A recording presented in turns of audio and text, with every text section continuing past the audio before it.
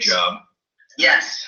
I was going to get to some spring cleaning that I didn't quite start, but you're going to clean this up. Tell us, in comparison to, let's call it the crash of 07, 08, that whole reset, how does this current crisis compare to that one? And what kind of lessons might we have drawn from the other one, if any, to try to help us with what you say is likely about to happen? Well, I think the comparison is misplaced. I think what we need to compare this with is the dark ages that happened before the 300s. That's what we're facing. The dark ages of the 300s. That's right. That's exactly what we're facing. Okay, well, then please, paint us a picture why that's a better parallel. That sounds even more dire than I had imagined. Right. Well, let me back up a little bit because it's probably helpful to your listeners to be all on the same page. I won't digress too long, but let me just explain a little bit about why I think I'm able to make these statements, who I am, what I'm planning, why I'm even of interest to anybody. Absolutely. Take the time you need, because this is important and lends much credence to it. So go ahead. Okay. I'm an accountant, lawyer, economist. When I say accountant, that's just simply because I've been dealing with the accounting profession, who have refused to recognize that they are not doing their jobs in reporting the financial statements of the World Bank, which is at the very center of the international financial system. And I was in that entity, the World Bank, for 21 years in their legal department.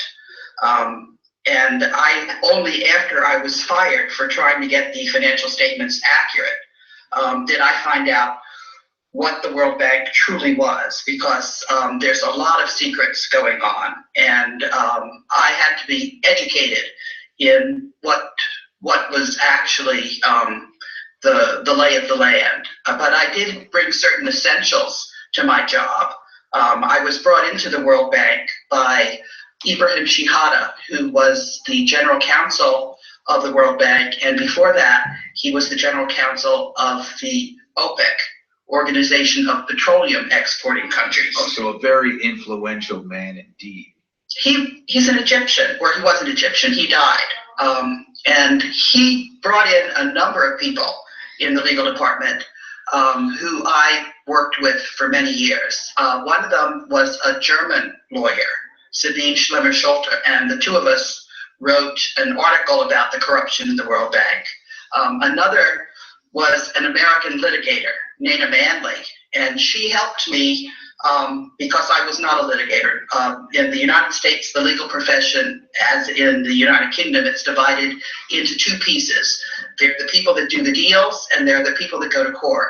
And I was the part of the legal profession which is called corporate lawyers, which do the deals. And Nana was a litigator, an excellent litigator. And Nana is the one who advised me to buy a World Bank bond when I was illegally fired. And what year is this now? Okay, let's do a little chronology. Sure. Okay. I went into the legal department in 1986, and I was, when you say fired, I wasn't exactly fired. The legal department had given me a deal which I signed, and then when they didn't perform their side of the deal, I said that was no longer in effect. And they a breach of contract then. That's right. And they said I had no right to say that they were not performing. And so they just, told me that I had to clear my office, and that was how that worked. And of course, Senator Lugar had written 3 letters to the World Bank saying, "Don't fire this lady." So I was very surprised when they pushed me out, and I didn't accept that. Because you were getting accuracy in your work? That was the problem? Isn't that? That's what Okay. Let me first let me set the stage broadly.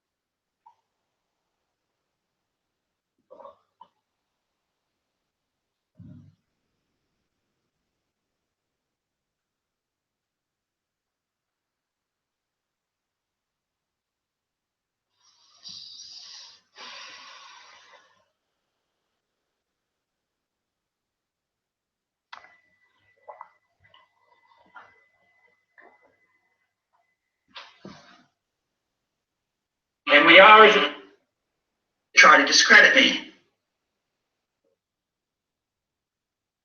Switchboard where she's putting plugs into, and getting the wrong conversations connected. That is my function in the international monetary system. I am sitting at the switchboard because that is what the legal department of the World Bank is. And when I was pushed out, I didn't accept it. And there were a number of things, and there's a number of reasons why I'm claiming that I'm reinstated and I'm back on the job. And I've actually inherited a second job now, which is a secret reason why the World Bank was set up. The world has much more gold and wealth than people know about. But where is it? Because this is a side route, but there's what's happened with Fort Knox and sitting on all those gold. So let's get to that. Let's get to that later, if not now. Right. Well, let me just explain my second job. Sure. There's a trust. All of the world's wealth is in that trust. And there's a man who's got the signature authority over that trust named Wolfgang Struck. And Wolfgang sent me an email over a year ago in May. And I am now Wolfgang Struck's lawyer. So I am the legal representative of the authorized signatory of the world's trust fund. Well, in this capacity, and pardon my ignorance on all things legal matter, but does that mean that you're not really able to talk about this as a client-lawyer privilege? No, I talk about it all the time because one of the important things that the World Bank is and was set up to do is to make sure that that trust agreement is properly implemented. And I have been given the job by all of the countries that belong to the World Bank. There's 188 of them. I have been given the job of recognizing, certifying the signature on those assets. Wow, okay. Yeah, okay. That's a pretty exclusive job. That's right, that's right. And so that's what I'm bringing to the table right now. But the way I got there is I showed all of the countries of the world that I'm to be trusted with that job because I don't pull any punches and I'm just there to do my job. I don't have my own agenda. The function is the switchboard. Somebody has got to be sitting at the switchboard of the international financial system, and I'm the one. Okay, well, that's an exclusive. So you're poised for a lot of information that most of us aren't or won't see. That's right. And I can give you, having been in this function for a number of years, I've also learned what works and what doesn't work and what that function involves. And I've been under a lot of, people have been trying to discredit me, obviously. The ones that are trying to steal the world's money don't want anybody to know that that function exists. Don't want anybody to know that that money is really there and really belongs to the world. And they have done everything to try to discredit me. And so I've learned now how, one of the things I did before I joined the World Bank is I was captain of the NYU fencing team. So when people try to intimidate me, I do what my Hungarian fencing coach taught me to do, which is I focus and I concentrate to see what foot they're on so I can come in from the other side. So I have now, having been in this fencing match of trying to keep on the fencing strip while the people who want to steal the world's wealth are attacking me, I've learned, what moves to anticipate. And this process has been going on for a number of years, and I've gotten to be quite skilled at trying to show people what it is that needs to happen next. Well, that's fascinating because what you're using in this situation, I guess a lot of people wouldn't think of, myself included, but basically you're employing a martial art against their bureaucratic shenanigans.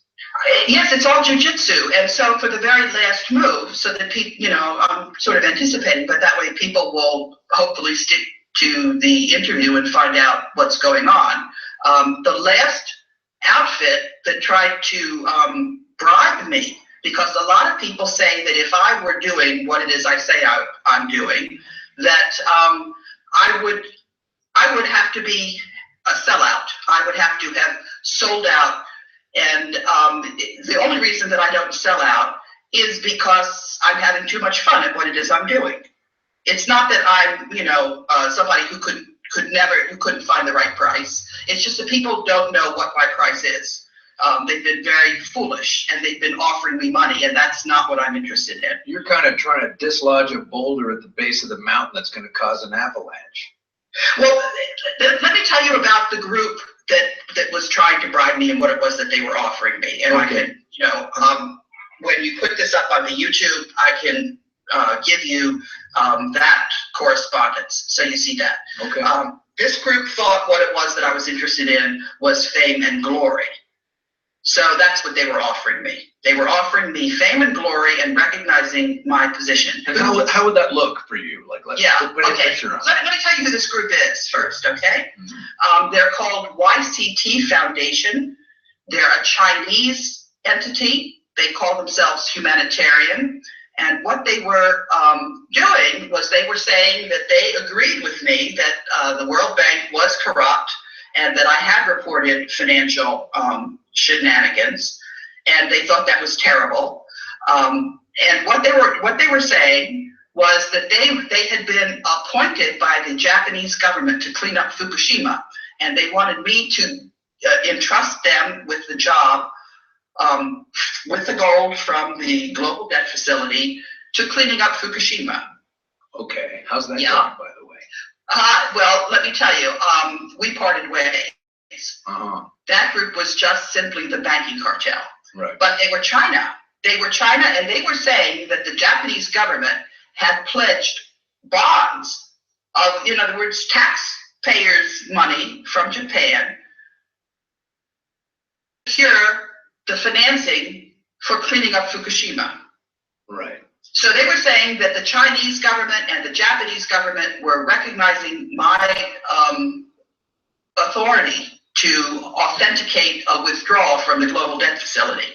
That's what they wanted. They wanted me to give them the gold so that they could use that those proceeds to clean up Fukushima. And they said, and while you're at it, let's do the global currency reset and let's free up the money for the Iraqi dinars. This is a bunch of Chinese folks?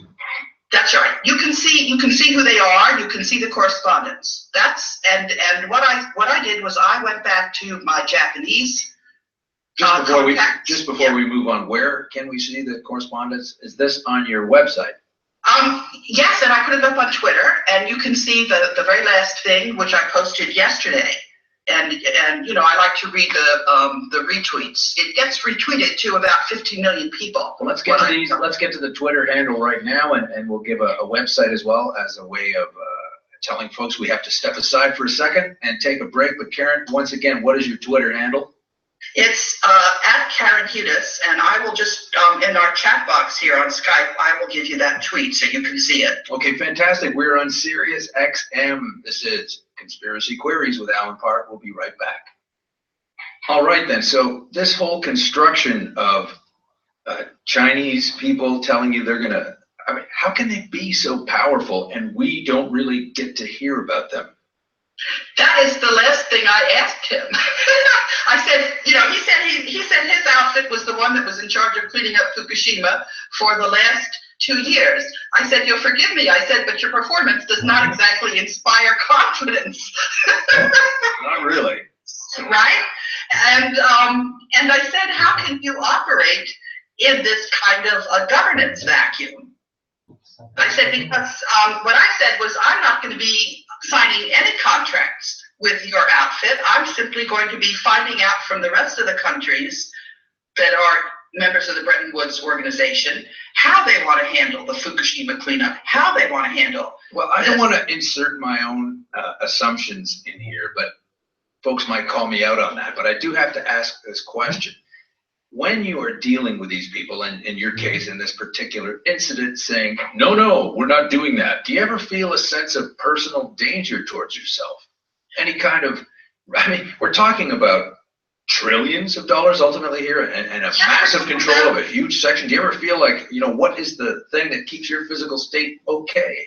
Okay, we're talking about $500 trillion in that particular trust fund. That's one of the umbrella accounts. There's three umbrella accounts. That was one of the umbrella accounts. And yeah, let me explain how I feel about personal danger, and of course, danger to my family. Exactly. Yeah. That's what I mean. I mean, what is making you so impervious? And maybe there aren't threats from those people. Maybe you don't feel physically assaulted. That's what I meant by inserting my own thoughts into that. But it just seems logically that would be the case when you're talking this much money and you're representing an obstacle to them to get whatever they want done. That's right. And the fact of the matter is that, look, this has been going on for a very long time, but a lot of people say that I couldn't be for real. I would have been killed a long time ago. And they also say that I'm obviously a secret agent, and I've got a sugar daddy protecting me, because otherwise this wouldn't, in other words, I sold out. And you can see from the correspondence that I told that outfit to take a hike. I have not sold out. And getting back to the physical danger, if you go back and look at a chronology that I have put up on the internet, because as I said, this has been going on for a long time. And this is on your website? Yes, and it's part of the litigation because I bought a World Bank bond, and that meant that the World Bank was not immune. And I sued the World Bank, and I sued the World Bank's auditors, KPMG. Okay, so here's where we can find this, folks. It's KAHUDES, K for the KA for Karen and Hudes together, kahudes.net. You can see everything there. Okay, sorry, go ahead. Right, the A is actually for my middle name, which is Alexandra. Oh, okay. Well, I assumed it was part of Karen. I'm so sorry. No, I'm just, I'm pulling your leg. I know, so am I. But, so getting back to the chronology, Right. A lot of people also say that the World Bank is hopelessly corrupt and that anybody that went into the World Bank would have been a sellout from the get-go. Gee, I can't imagine the case. Wow, that's such an amazing revelation. Now I'm being sarcastic. Of course, it's a corrupt place. It's called the World Bank. There's got to be some nonsense going on in there. Right. The fact of the matter is the World Bank is everything I thought it was, which is it is there to protect the world's wealth. It is there as a cooperative for all of humanity. Now, this banking cartel that everybody has now learned about went in there and corrupted the place. But I knew what it was supposed to be, and I learned about the operation manual of the legal department from a man who had written the Articles of Agreement in 1944. He was a young Dutch lawyer, and he later went into the World Bank and became the World Bank General Counsel, the longest serving General Counsel for 20 years. His name was Aaron Brochus. And he told me that, okay. Right, he told me that in 1968, which is when Robert McNamara came to the World Bank as its president, that's when the World Bank started to get hopelessly corrupt. Fresh on the heels of the Vietnam scam. Right, and McNamara was there for 10 years. Now, what happened in the first year that the World Bank operated, or 3 years, in 1947, there was a derailing of the board. If you look at the way the World Bank was set up, there's two layers of supervision. There's the internal board, which is kind of like a corporate board, and that's where the countries of the world have direct representation. In the beginning, it was only 12 board members. Now it's 25 board members, and the 8 largest economies get their own individial executive directors. So I would assume this is somewhat in line with the G8 and the G20? Yeah, and then the G8 each get their own executive director, and then the rest of the 17, the countries are grouped in what they call constituencies, and they share an executive director. And in the case of Africa, there's like 30 countries having one executive director that they share. So I got to know that board very, very well because I was there for 20 years. And I started, in the last years that I was in the World Bank, I started going up there and speaking to them individually to try to take it back from the banking cartel. I had, in 1997, the board themselves had tried to take back the World Bank. There was something called the Strategic Compact, and they said that they wanted to have control over the personnel function. And I was representing the staff association on that committee. It was called the Drysdale Committee. And after we made the recommendation, I said, okay, now we have to monitor it to make sure that this actually happens. And the Drysdale Committee refused to monitor their reform. So in 1997, I started to have very serious doubts about what was going on as far as trying to get the place to be less corrupt. And I hadn't realized exactly how the World Bank is a microcosm, I knew it was at the heart of the international financial system, but I didn't know about all the world's wealth being certified by the World Bank. I didn't know that function. I only found that out a year ago from Wolfgang Struck. But I did know something which was extremely important, and that is what helped me get positioned, and that is the Department of Defense hired a political scientist, Jacek Kugler, who was the chair of Claremont University Political Science Department. And Jacek Kugler came to the World Bank in 2004 because the World Bank, it's kind of like an export credit agency. I worked at the U.S. Export-Import Bank before I came to the World Bank. And what the export credit agencies do is they finance exports. And the World Bank projects are opportunities to finance the exports of the various member countries. So a lot of people that have good projects or good services come to the World Bank to try to get those services included in their projects. And so this service that Jacek Kugler had, he had a consulting company, and there was something called a power transition model.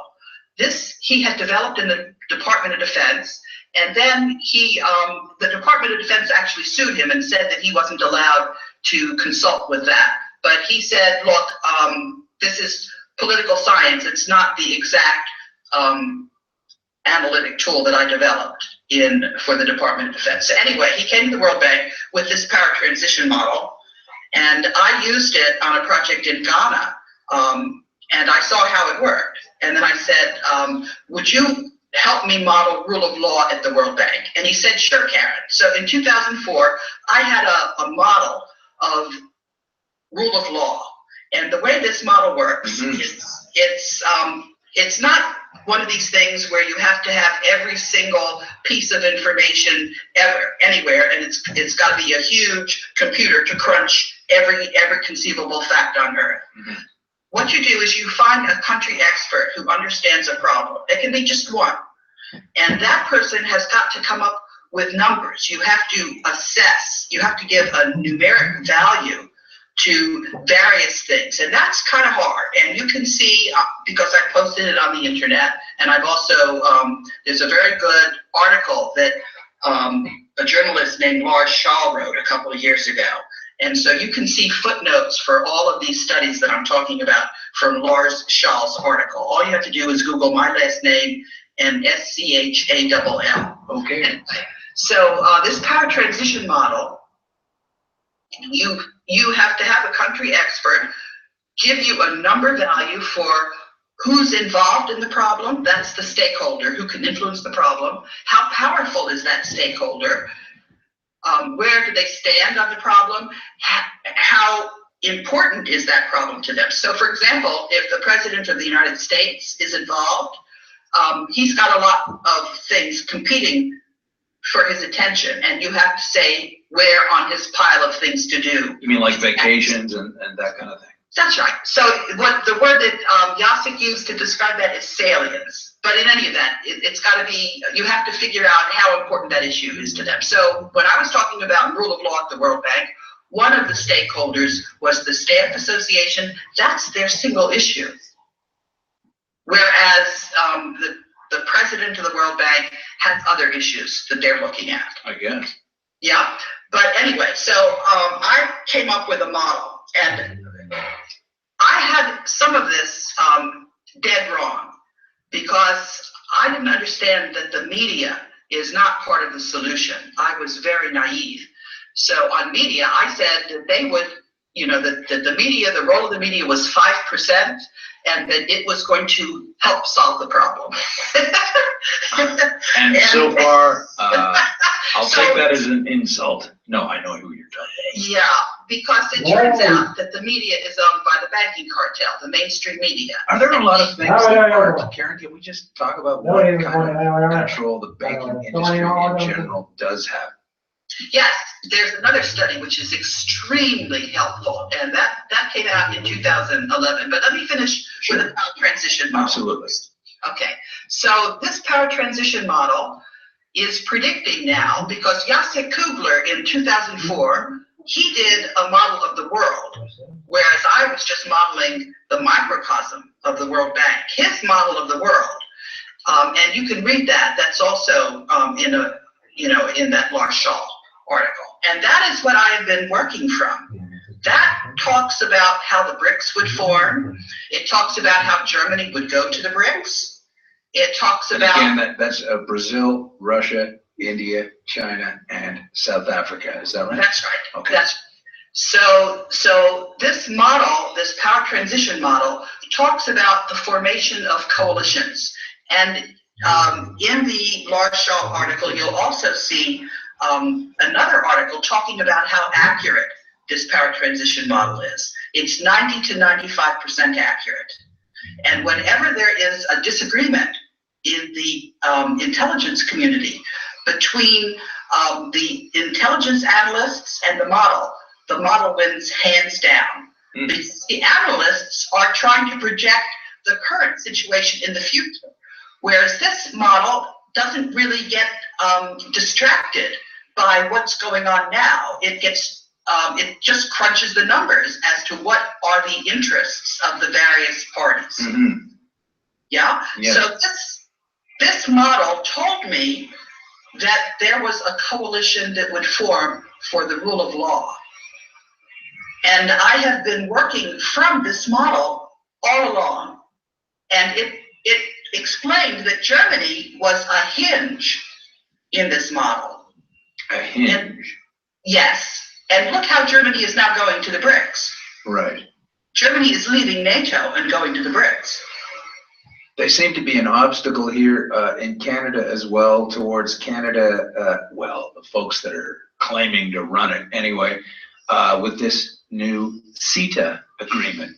And Germany is apparently putting up a lot of resistance to this, and all power to them. I hope they tank the whole thing. It's very much in secret right now. We're not allowed to see this thing as citizens until it's a done deal. I mean, what kind of thing is that? Well, let's go back to Germany. Germany complained that they were not given their gold back by the Federal Reserve. Right. And the Federal Reserve refused. Yeah, right. That's an act of war. Excuse me, Karen, are you in a car wash or something? Oh, that's somebody's doing a vacuum. Oh, okay. Not to vacuum? No, don't tell them. I just want to know what's happening. Let me shut the door. See if that works. Karen Hudes, I wasn't sure if she was under attack by some airborne force, but it's just somebody doing some vacuuming. So here she is. Is that better? Oh yeah, that's much better. It was getting louder. I was getting concerned for you. They're hacking your computer. Maybe they're going to fly you away in some, F-35 or whatever they're trying to spend billions of dollars on. No. It sounded like it was getting close, but anyhow. I just was concerned, that's all. Well, I did an interview with Antal Fekete, who's the foremost gold economist. And this was outside an airport in Miami. And people, when they were watching the YouTube, thought that we were about to be bombed. Oh, yeah, and don't even say that word in an airport if you want to get anywhere on time. Oh, man. All right, so that was a bit of a crazy sidestep, but it's all real. It really happened. So you were saying. Let's go back to the power transition model. Right, and the Germans you were talking about. And talk about it. Mm-hmm. So this model, which is 90 to 95% accurate, has been predicting that we would have rule of law in the international financial system. It started predicting that when another World Bank whistleblower, Elaine Colville, she's Scottish, and I both got our statements up on the UK Parliament website. And we have been contacting the UK Parliament, and when I say we, it's now the citizens of the UK. Right. And the MPs are actually following up. So the MPs got in touch with the controller of the Exchequer and said, Karen has been talking about all this gold. Is this a real thing? Is this real or not? Yeah. And the controller of the Exchequer said, you better ask the Secretary of the Treasury. So I went back to some of the citizens in the UK Parliament because I've made an offer to each and every country of their share of gold so that they can issue gold currency. They can kick out the Bank for International Settlements. They can kick out their central bank. They won't be paying interest on their currency anymore. That's a scam. There's no rationale for that. Let me talk a little bit about how the money system works. Let's do that. Okay? When a country's treasury issues the currency, you do not have to pay interest on your country debt. And that's not the whole thing, though. We're going to have to start with that, and we're going to step away for a second because it's time to do that. This is Alan Park. We're listening to Conspiracy Queries with Alan Park, and we have Karen Hudes on. We'll be right back. Okay, let's just backtrack a second. And the very first thing you have to do. What did you do? Yes. Okay, sorry. We're just back from a station break, and you just got started on thing number one. So I just wanted to recap. Thing number one you have to do in that case. I'm trying to make this as simple as I possibly can. Sure, and we're just. The first thing you have to do is, if you're the chief executive of your country, if you're the president, the very first thing you have to do is you have to try not to get killed, because any of the presidents that did this got killed. That was Abraham Lincoln. That was John F. Kennedy. John F. Kennedy had signed an agreement to use the gold in the global debt facility to issue treasury dollars. And he was murdered 10 days after that. Now, Ronald Reagan was a little cagier. What he did was he minted, or he printed the currency, but he didn't issue it. He was going to have other countries issue it. And he put this currency uncut in the global debt facility. It's sitting now in Union Bank of Switzerland.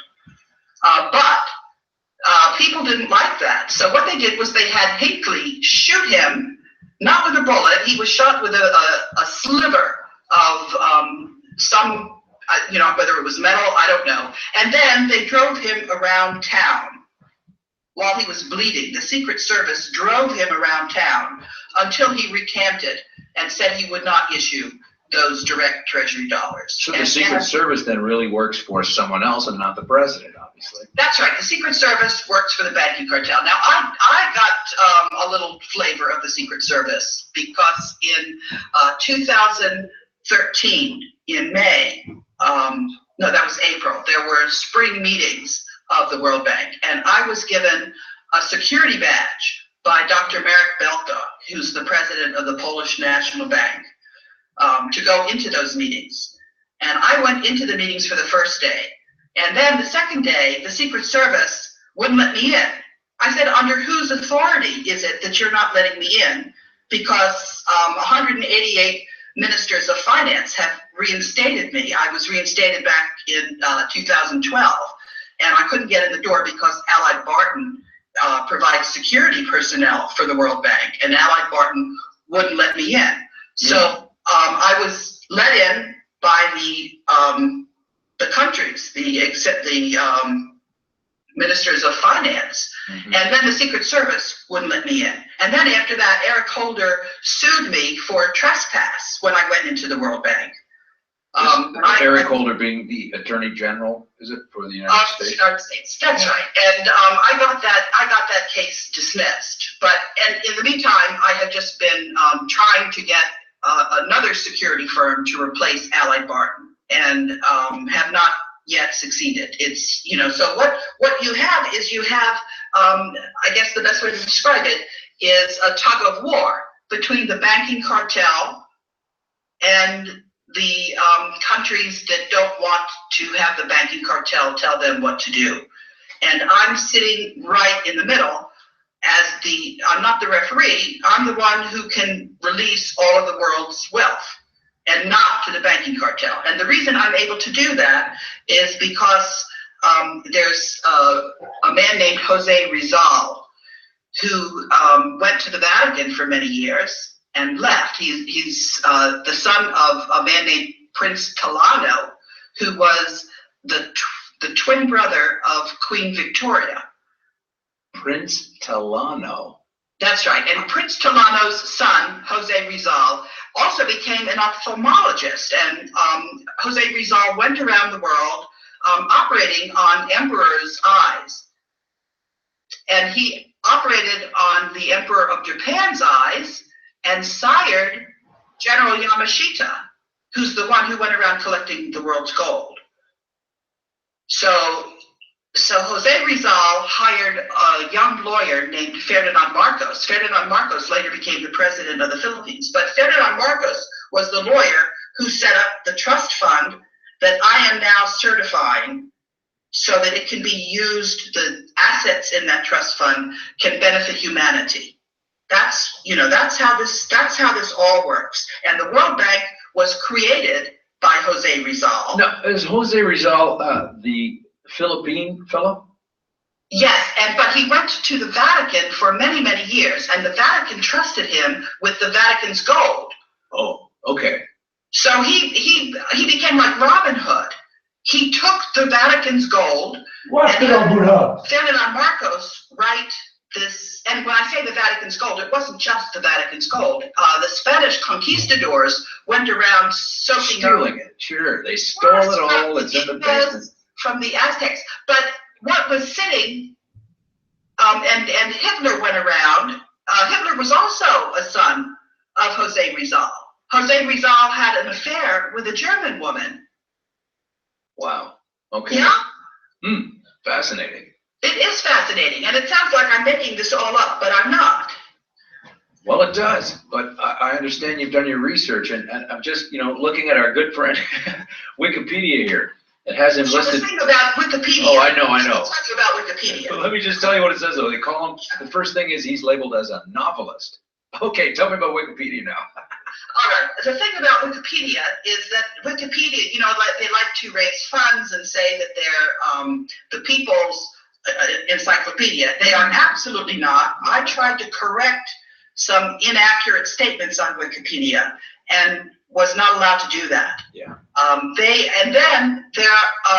They're owned actually by a fellow in the UK who was trotted out by the UK Parliament to certify whether the UK Parliament ought to take its functions and deliver them to private entities. So the UK, which provides a lot of grant funding to the World Bank, the entity that's supposed to evaluate whether that funding is accurately used is a private entity. And when they were trying to evaluate if that private entity was giving the correct information, I went back to the UK Parliament. I went to the UK Parliament 3 times. The first time I said their serious fraud office had called up the SEC and the SEC had stonewalled, and that the Serious Fraud Office had not done anything but had just sat on their hands. Sure. Then I went back a second time to the UK Parliament, and I said that the evaluation of private entities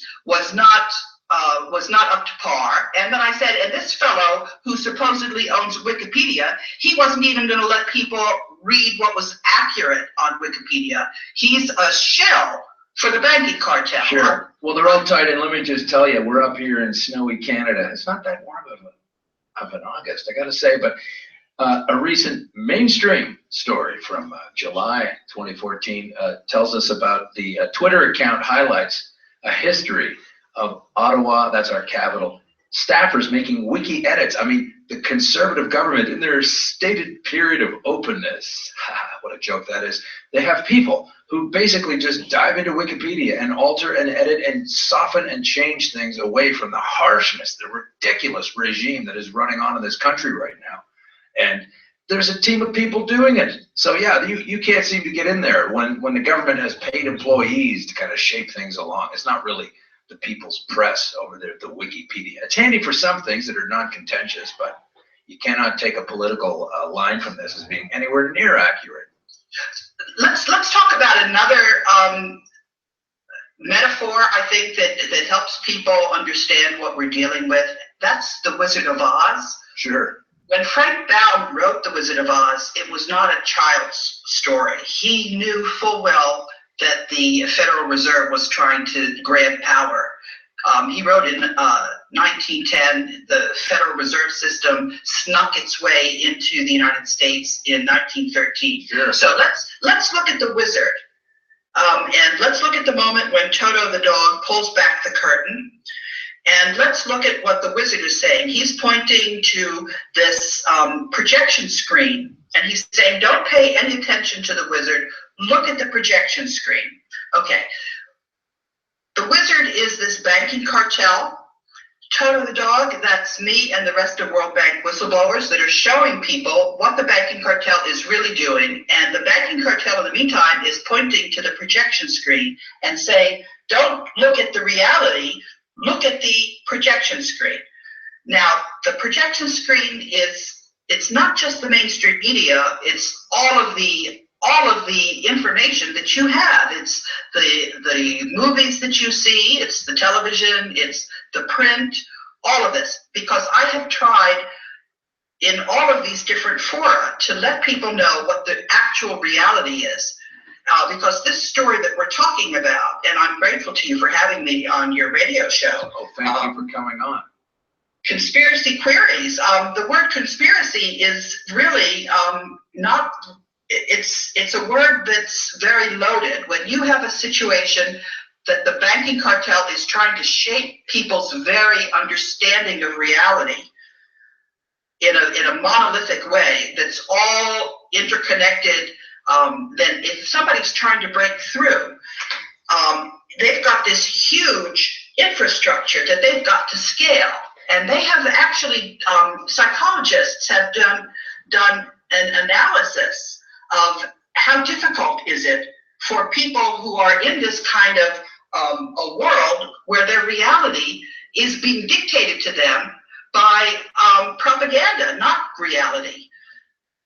People are terrified of this because they're very, people are programmed to trust.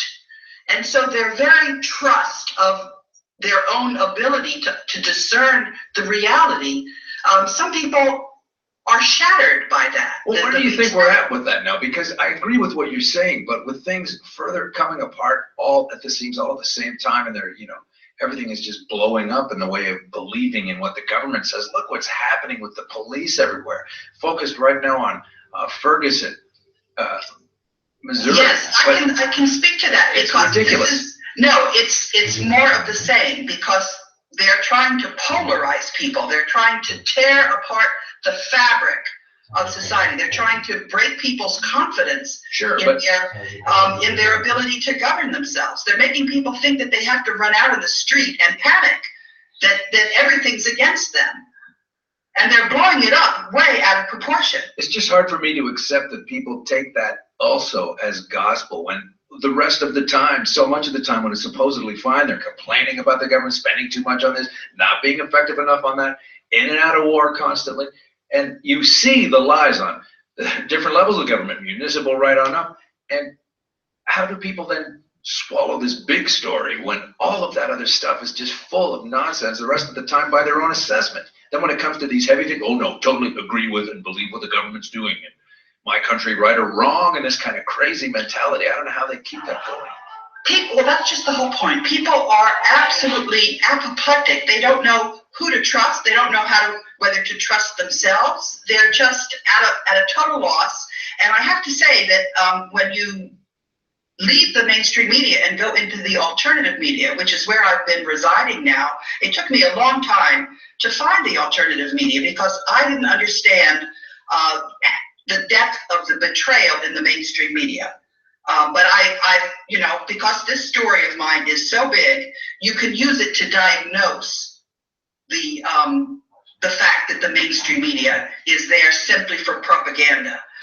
There is only one outlet in the mainstream media where I have had my story, and that is in Newsweek on Espanol. And even there, it's not in their print, it's only on the web, and they don't even have it in their table of contents. It's kind of hidden in a corner, but it's a good story. But anyway, getting back to how do people negotiate this kind of a world, this kind of a crazy world where you have a banking cartel. And now I'm going to answer the question that you asked me about how big is the banking cartel? What exactly are the contours of the banking cartel? Sure. There's a very, very good study in a Swiss university called the Federal Institute of Technology. That university is known as perhaps the best university in Europe. And a young mathematician wrote a PhD thesis, which was ultimately published on the internet. It's called The Network of Global Corporate Control. What this mathematician did was he took accurate data on who owns the companies in the world's capital markets, 43,000 transnational companies. And he looked at who was on the board, and he found out that this banking cartel, it has bought up 40% of the assets, and it earns 60% of the annual earnings of all of the companies that are traded on the capital markets. But it didn't use a lot of money to do that. What it did was it took directors and cleverly interlocked them. So you have the same directors in a kind of a cascading hierarchy, so that they had 10 times their economic power because of the clever way that they did this. And they didn't think anybody was going to find out. But of course, this young mathematician did find out. And what's his name again? Because we're going to have to step away from this for now and get back to you soon with this, Karen. We have to wrap it up. So give us his name. Okay, I'm trying to get it up. I don't know it by heart, but it's footnote 3 in that Lars Stahl article. I'll get it right up for you. Okay, well, that'll be on the front of the page, and thanks for coming on today. That was fantastic.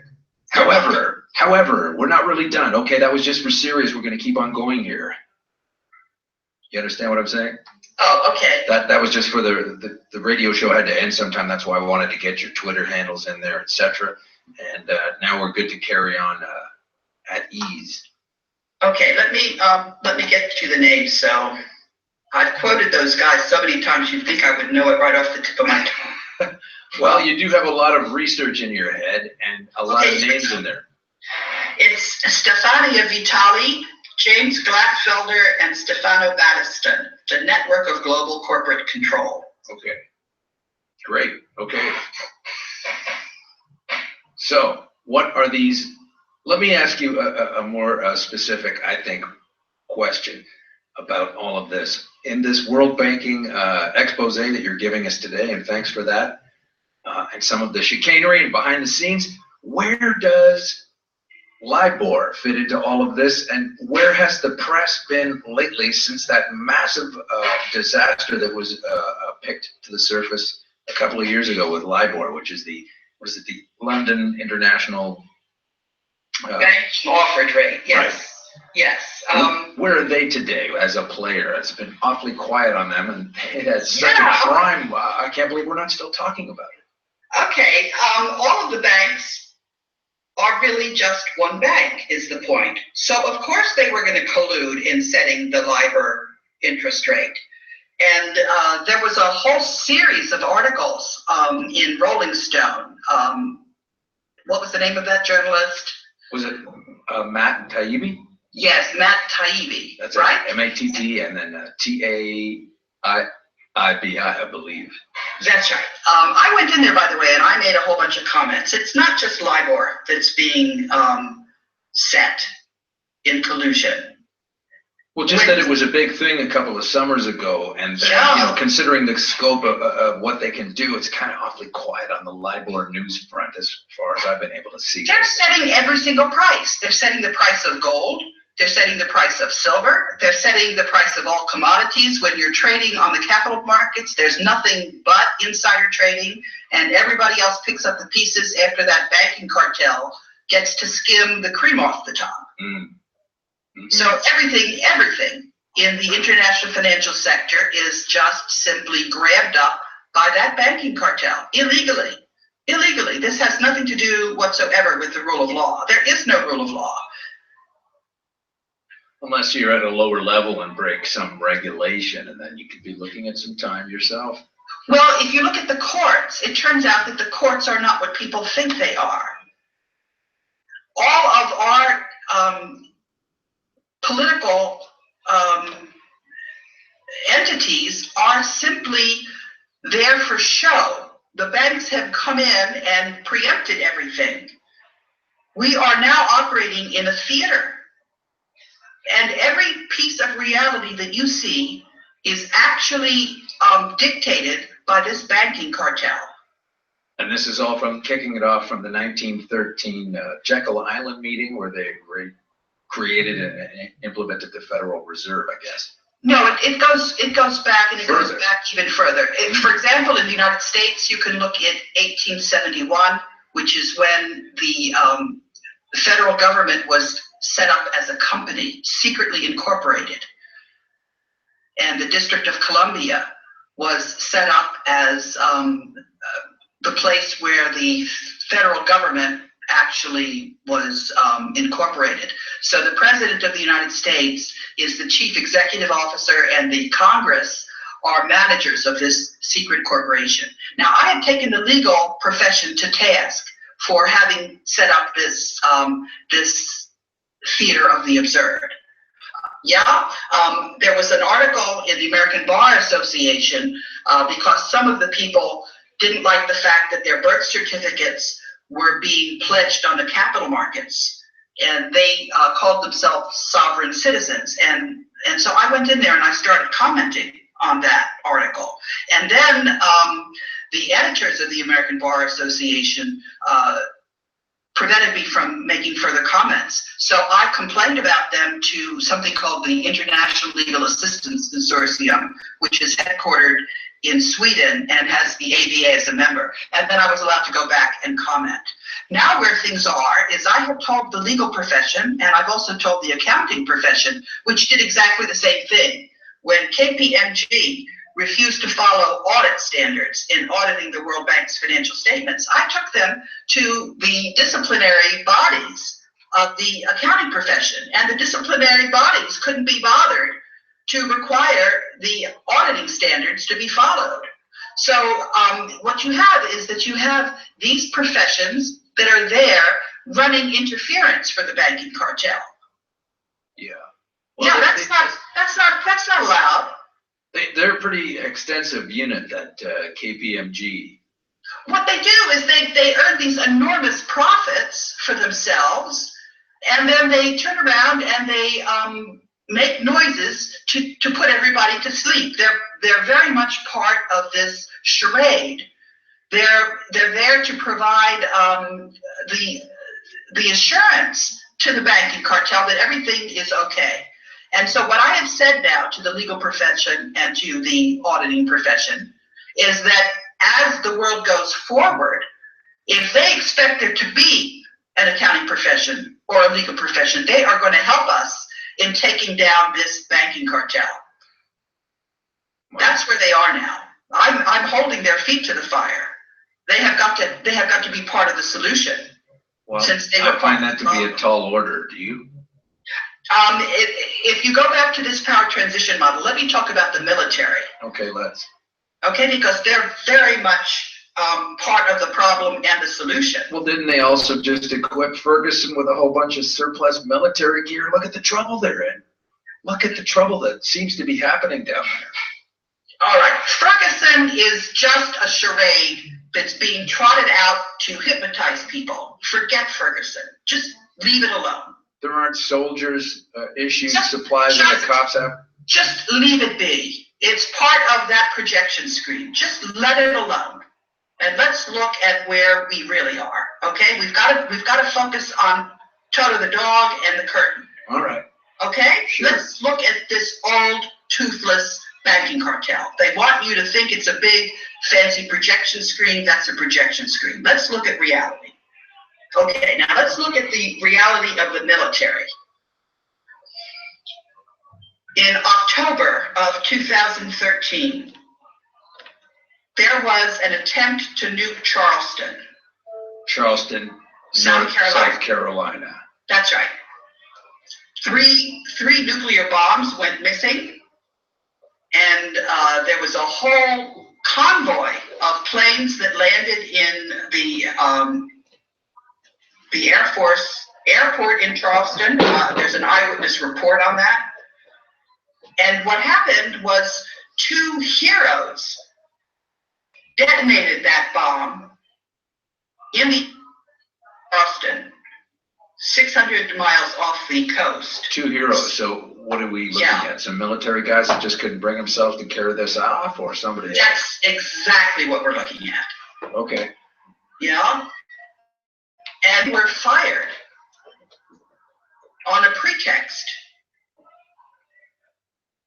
Well, it seems like everybody losing their job, yourself included, loses it because they were doing the thing that you would imagine a job should be all about, in your case Okay. and in their case. Now, how do you think the other officers in the military felt? Well-decorated heroes refused to drop a nuke on Charleston. I'm not even going to presuppose an answer to that Okay, I question. can tell you. I can see it going either way. I can tell you. Okay. One of them sent me a book published on the internet. And that book, it's one of the better written books I've ever seen. It may be a pen name, Robert O'Bannon. But what he said was that the banking cartel was depending on 2 things. They were depending on the U.S. military to back them up, and they were depending on complete secrecy. Now, as you've mentioned, that secrecy isn't happening anymore. No. Everybody sees what's going on now. They know that it's the banking cartel. Now, let's go back to the military.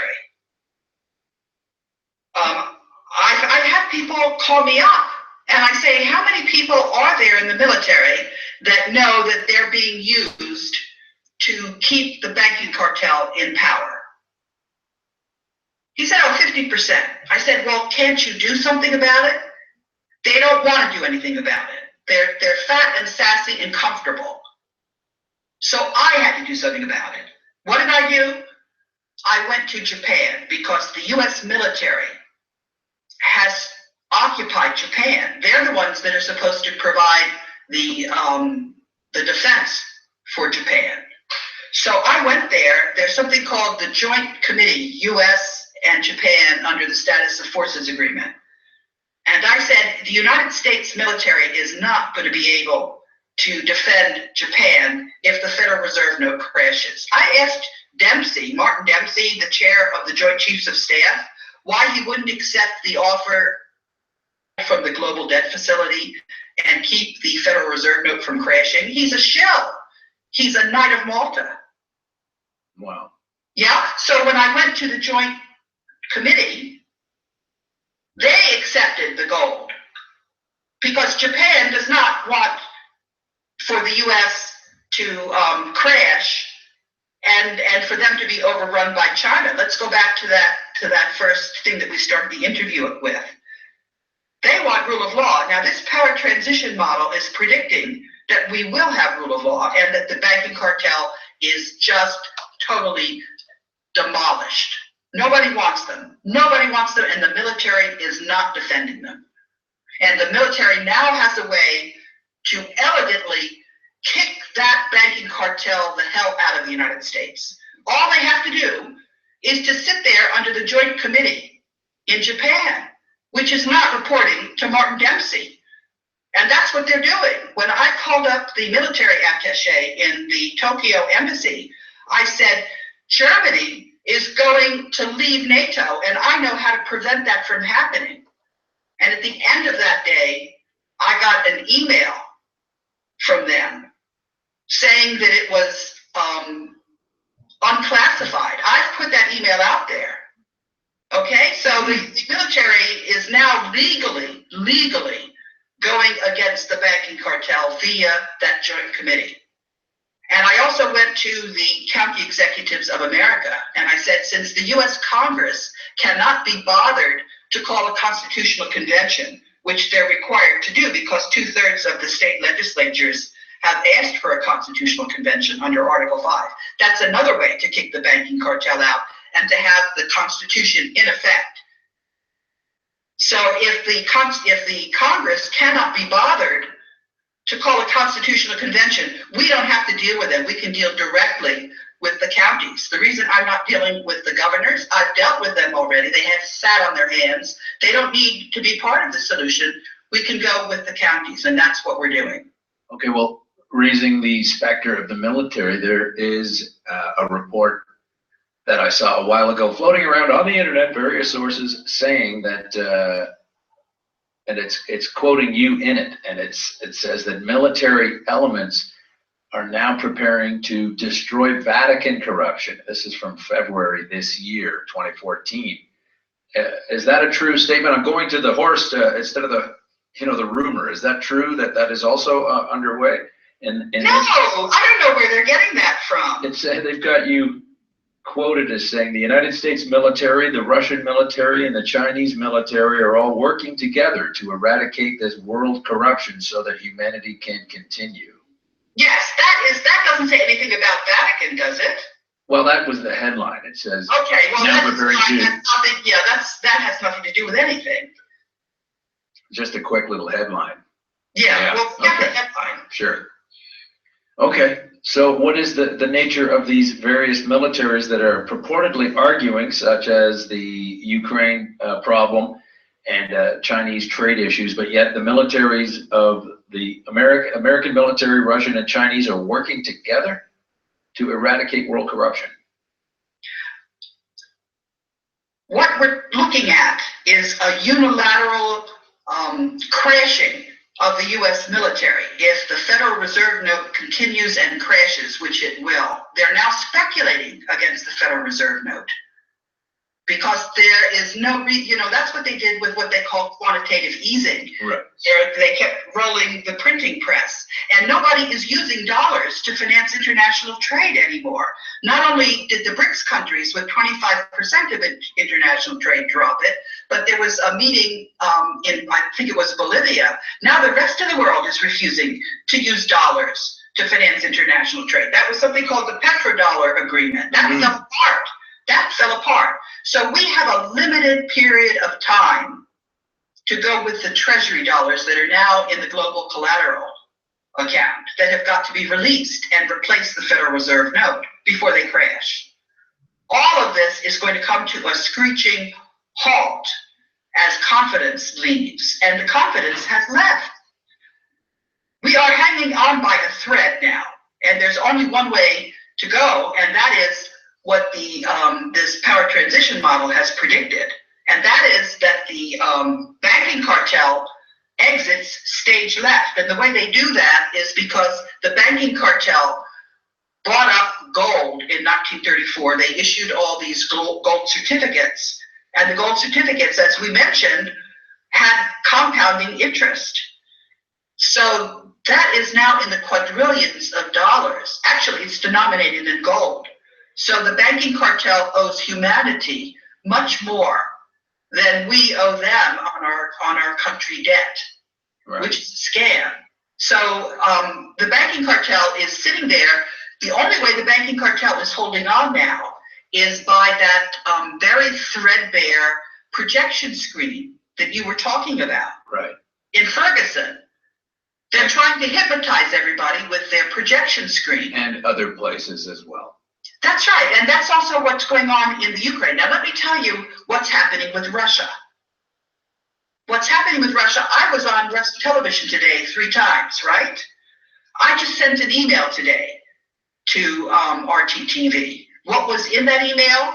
I was showing them that I have a radio interview going out in Australia talking about everything that we're talking about here. So many people are now aware that the banking cartel is nothing but a charlatan, that old man in the projection screen with the mainstream media that they bought up and these companies that they bought up printing our currency for free and charging us interest on it. It's just one big scam that doesn't, and killing any politician that tries to call them on the scam. Well, we're now working together. The whole world is working together. It's not like they can run and kill one politician or another. We all see this. I've been writing to all of the taxpayers. There are organizations of taxpayers. I've been keeping them all informed. Right. So that they know. Can we just take a quick sidestep? And for anyone listening who is relatively new to what Karen and many others refer to as the banking scam and basic mortgages and how it all works, this scam that has probably been a major piece of getting you going against this whole mess in the first place. Can you tell us in a nutshell for the uninitiated, and it's always good to get a refresher on exactly how the banking system is a scam in a nutshell version, and can you tell, because this is obviously the thing that would activate anyone to be consciously dealing against them and trying to understand the scam that they're pulling. No better way to do it than actually understand how it works. So just give it to us. Okay, let's talk about how it really should be. Okay. That way you can understand simply. If you have a country currency, what happens is that country will issue the currency and then people will use it. You don't have to pay any interest on it. And as a matter of fact, one of the components of this global currency reset that we're talking about is that we allow any local jurisdiction to issue their own local currency. Because the reason this doesn't happen is now there's something called legal tender laws, which says it's illegal to issue currency. Well, you don't have to have a legal tender law. You can say anybody that wants to agree what currency they're going to use in their transaction, they're free to do it. And that's what we need. We don't want to have people controlled by the monetary system, which is what we now have. So if you have the local communities issuing their own currency among themselves for the merchants and the farmers and the people in the community who may be offering their services, you can see just how dynamic this kind of a local economy can be. There wouldn't be anything like unemployment. Unemployment has only, it's artificially created by this monetary control system that we have. Okay, now how is this monetary system that we have? What happens is when money needs to be manufactured or minted, the government issues a promise to repay to a central bank, which is not a government entity, it's a private bank. And that private bank runs and prints money, and they get to keep all of that for themselves, except they have to pay the printing press. That's called seigniorage. That's a terrible scam. And then to add insult to injury, the people who are using that currency have to pay interest on the right to have that entity issue the currency. Now that makes no rhyme or reason. They're creating more money than there is money. In other words, creating a permanent tether. And let's explain about what fractional reserve means. Because if you go and you put money in the bank takes that money and they don't just lend it out to somebody else. They lend it out 9 times to somebody else because they are only required to have actual assets in their bank of 1/10. Wow, that's a good And so all of those other loans that the bank is making, that's also currency. So the banks are making money hand over fist on our backs. Who told them they had a right to do that. So then basically what you're saying is if I want to get money from the bank, I go and borrow it, but they don't really create it. They just say that I am now going to have to owe that to them. And in the meantime, they get to lend out 10 times as much money as that, say $100,000 to my $10,000 loan. And additionally, I'll be paying back more than the $10,000. I'll be paying back, $16,000, $18,000, maybe $20,000 or more. That's right, but it gets even worse because there's something called federal deposit insurance. And if those banks are doing something else with your money, they're not just lending it out, they're investing it. Right. And then they make a bad investment on the derivatives market, you have to bail them out. And when you bail them out, they say they have a right to your deposits. You are not, it's not your money according to them, it's the money of the investors that they have been selling derivatives to. So it is just about as bad a scheme as you can ever come up with. It's pretty simple, and once you understand it, I don't know how anybody can think they're not getting burned on this. Well, everybody knows it now is where we are. Everybody knows it, and they're not going to stand for it. But here's the problem. The problem is that when you look at the disinformation on the mainstream media, the propaganda stuff, all they see is police as enemies. They want to have people rioting in the streets now.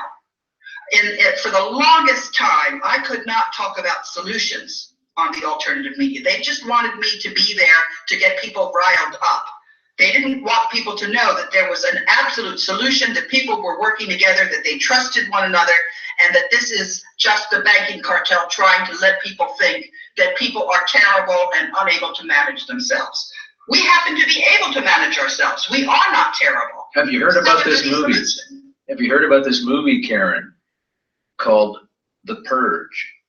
No, I haven't. Oh, well, I'm sure you should at least take a look at it on Rotten Tomatoes or IMDb, but basically the government sets aside, it's just a fictional movie supposedly, but as you say, like they like to help shape thoughts and how people discern things, but they basically set aside, I believe it's 1 day a year. 1 day a year the government sets aside for the citizens to do whatever they want with no consequence. And then of course everybody's just totally nuts. They want to kill everybody and you know, they just go out of control like wild animals. And for this 1 day, 24-hour period or so, no charges against you, no investigations, nothing, just mayhem. And so surely everybody totally resorts to just absolute madness in this supposed free period of no laws being enacted or carried out.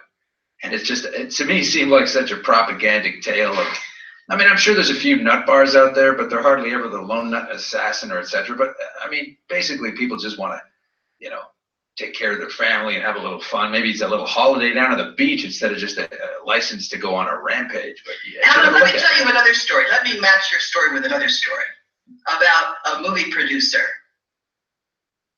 named Edmund Dwele. He made a movie called Banksters Made Off with America. They wouldn't let him distribute that movie because he didn't, you know, he started out as one of their bright-eyed, fair-haired boys, and then he decided he wanted to make an honest movie. What's his last name again? Druilhet. He had me interview, and this was a really nice interview. You know, I don't usually have a chance with dramatic music in the background or anything. It was really fun to have that interview. I'll put it up for you. Yeah, I'd love to see that. I can't seem to find him right now. But anyway, go ahead. Yeah, I'll give that to you.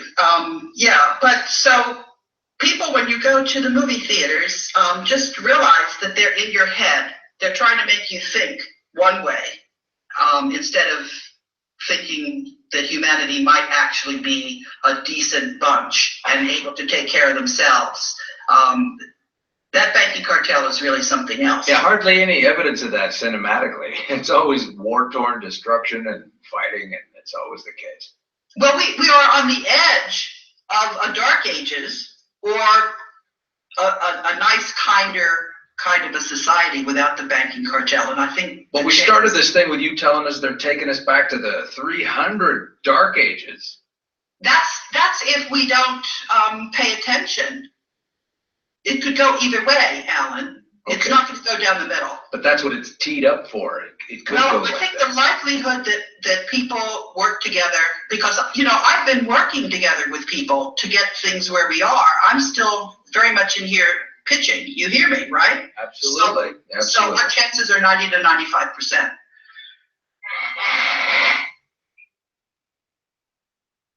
Okay. That was a strange noise. Again, I'm concerned for your safety when I hear it. Sounds like a monster coming out of a trunk right there. Yeah, the banksters aren't very happy with this, but so far so good. I didn't answer your question about personal danger. I'll tell you how I've managed this. Okay. In the very beginning, I realized what I was up against. Not the very, very beginning, or I never would have started, but it's kind of like a tightrope. You can't turn around, you'll fall off, so you just keep going. Well, when I realized what kind of trouble I was in, I went to a wonderful guy named Larry Garrison, who's my PR guy. He has stuck with me. At one point, somebody tried to tell him, to just leave me alone. They actually physically attacked him. He's stuck by me. And so people